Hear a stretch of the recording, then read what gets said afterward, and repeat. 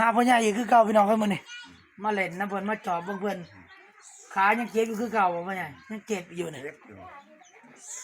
มาหาประตูชิ้นประตูที่มีเหล็กไหลนี่แหละพี่น้องเอ้ย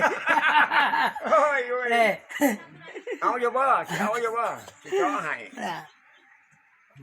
เจ้าบ่ได้นะพ่อใหญ่มันพันบ่เข้ายังคือเก่ายังเห็นอยู่ว่าเนี่ยยัง ก็นี่ได้นี่ เอ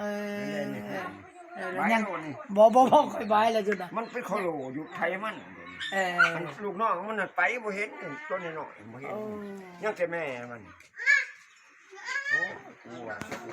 ก็สร้างได้ที่อ้ายเฮาดอก เหล็กไหลบ่เลยเหล็กเปียก เล็กเปียก เหล็กเปียกเนาะเอาสิเอาตัวนี้มาให้เบิ่ง